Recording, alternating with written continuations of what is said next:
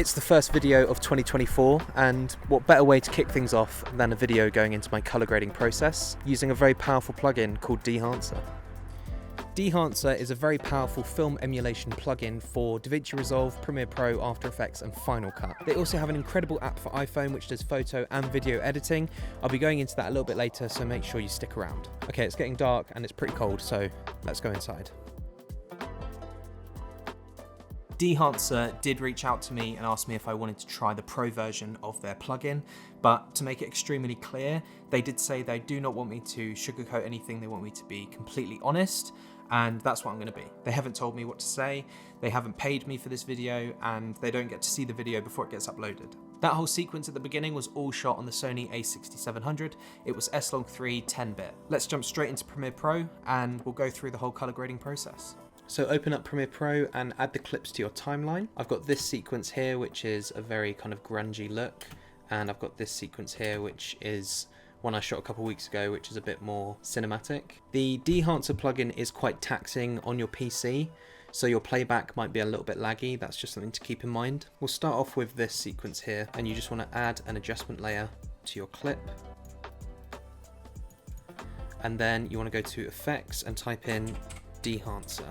And you can see there it's popped up, and just drag and drop that onto your adjustment layer and you'll see that it has changed how the footage looks already.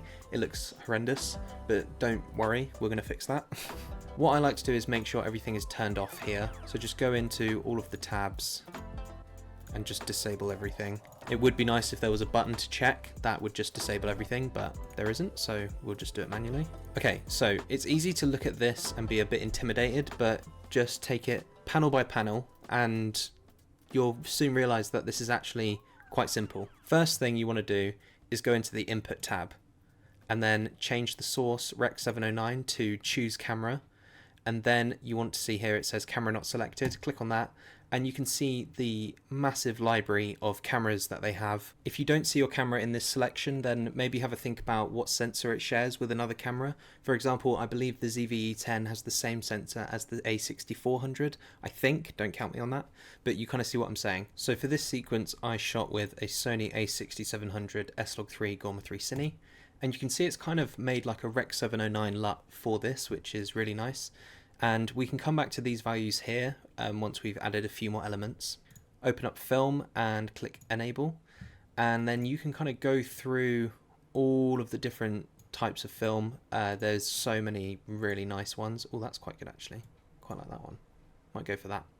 It's worth going through all of them at first just to kind of see what works. Also, just make sure that you are kind of looking at other clips in your sequence to see if it all looks good. Yeah, this actually looks quite nice. And we'll collapse Film and open up Film Developer. And I want this sequence to kind of look quite authentic and grungy, so I'm just going to enable probably everything in this and then play with the sliders. And that's the beauty with Dehancer, is that you don't have to know what everything means. You can just play around with sliders, see what works, see what looks good for your footage. Then we'll go down to Film Compression, turn that on.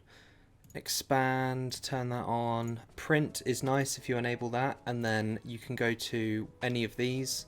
This one's quite nice for a bit more contrast, and then you can actually alter the exposure and stuff like that in this panel here as well. Going down to Film Grain and pressing Enable, and I want the film grain to be quite prominent, so I'm probably going to go for a 35mm ISO 500. And that kind of just makes it look a little bit more grainy and grungy, which is what we want for this look. Halation, I love a bit of halation, and bloom. Bloom is my favorite tab. Enable that and it kind of makes, try and find another example. So this is without bloom and this is with. It's quite a subtle look, but it is really nice. Going down to film damage, enable that, and I'm then going to go to film breathe, turn that on. Gate wave, I'm also going to turn that on. I might put that on 16, I think that's pretty cool. I'm now going to just go back up to film damage, and I think I'm going to change that to 16 as well, because I do want, I wonder what that one's like. Ooh, that's quite good. I think I'm going to go for, you can see here that it has like black specks, which is like the film damage, which is really, really cool. I think I'm gonna add that. I'm gonna have it quite prominent. I think that's pretty cool. And just from changing a few sliders and checking a few boxes, you kind of have something that looks pretty cool and pretty authentic. Now, I did shoot this sequence at shutter speed 20 to try and get that dreamy effect, which I really think helps complement the effects that we've just added using Dehancer. Just kind of makes everything look a little bit more authentic. Okay, let's move on to the more clean cinematic sequence that we shot. So same again, add your adjustment layer and then go to effects, apply the Dehancer plugin. You can see it's changed everything, but we'll disable everything. Okay, and we'll go to input. Now this one, I do want to kind of have more of a clean look. Let's just add our LUT. So I'm just going to have a little look through some of the film that they have. Oh, this is quite nice. I'm actually going to stick with the Kodak Vision 3 250D. And for this, I'm going to keep it quite simple. I'm going to go straight down to film grain. I'm going to enable that, and I'm going to select 65mm ISO 50, and that's like the finest film grain that they have on here, I believe, because I want it to be quite subtle. I'm then going to go to halation, enable that, and I'm going to go to bloom, enable that, and I'm actually going to put that one on 8mm to try and make it. You can actually see the examples better here. This is with bloom and this is without. I have shot this with a Promus filter, which has added quite a lot of bloom already. I have actually made a video going into detail about how I shot this specific sequence, so check that out if you are interested. It's actually a lot easier than you would think. I don't really want to add any film damage for this. I'm pretty happy with that, to be honest. I kind of want this to look quite clean and nice. Yeah, I think this looks pretty cool. And again, just from doing a few sliders and going bit by bit and not getting too intimidated, you can come up with some really awesome looking footage. Another thing I just love about this plugin is you can go all systems go and do all of the effects and come up with a really nice grungy look, or you can go for a more subtle look which looks really nice and clean. It's just nice knowing that whatever look you're after, Dehancer can pretty much deliver it. If you are enjoying the video, then do me a favor and smash the subscribe button. It means the absolute world to me. We are almost at 1,000 subscribers, which is insane. Also, let me know in the comments what editing software you use. Do you remember at the beginning of the video I mentioned that Dehancer have their own iOS app?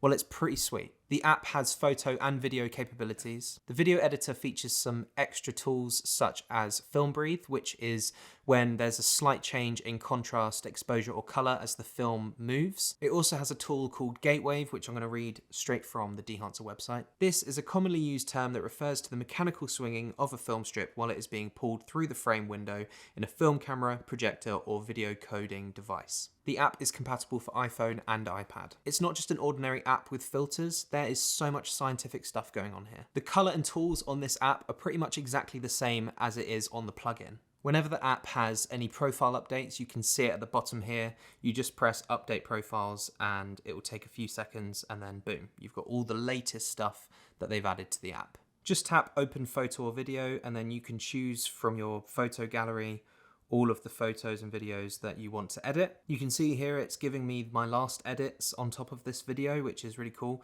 But just to show you guys, I'm going to go to the original tab and I'm going to click edit. You can see all the tools at the bottom here, which you can have a play around with. Let me just quickly edit this with you guys. On this first tab, you can just do some basic corrections. Go onto the film tab and then you can have a look around with some of the film options they have. I really like this one. Once you've selected one, if you do really like it, then you can double tap it, which will heart it, and I believe that puts it in your favorites tab. On the developer tab, I'm just playing around with some of these sliders. On the compression, it's just such an amazing app, and you don't really have to know what all of this stuff means, because it might seem intimidating, but honestly, just play around with it. On the film grain tab, you can have a look at all the different types of grain they have, which is really nice. My favorite tab, I think, is the bloom tab. You can kind of add this amazing blooming effect to your footage.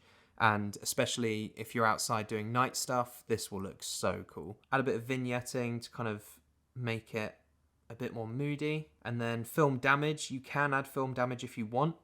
And you can add the amount. I'm quite keen on just kind of keeping it in the middle, and you can add the film breathe effect or the gatewave effect as well. One thing to bear in mind with this app is the playback is a bit laggy. I'm on an iPhone 15. Now on the Pro it might be a little bit better, but once you're happy with how your video looks, then you're going to want to hit the save icon and then you can choose full res, 1080 or 720. I always go for full res, and then it will tell you how long your video will take to render. It's also worth mentioning that the app does need to stay open when you are rendering. And then once it's done, it will say successfully exported.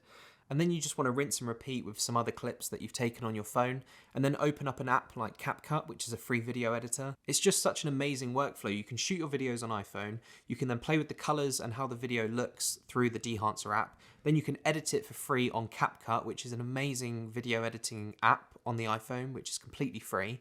And then you can just upload straight to YouTube. It's just awesome. If you do want to get Dehancer, then make sure you use the code JettReels at checkout, and that'll give you a nice 10% off. If you are new to video editing, then this might seem a little bit intimidating at first, but I assure you, just take your time and you'll soon realize that it's actually really simple to use. I'm really excited to see what 2024 brings us. I'm wishing you all a very happy new year. I hope you found this video useful. I hope you found it enjoyable.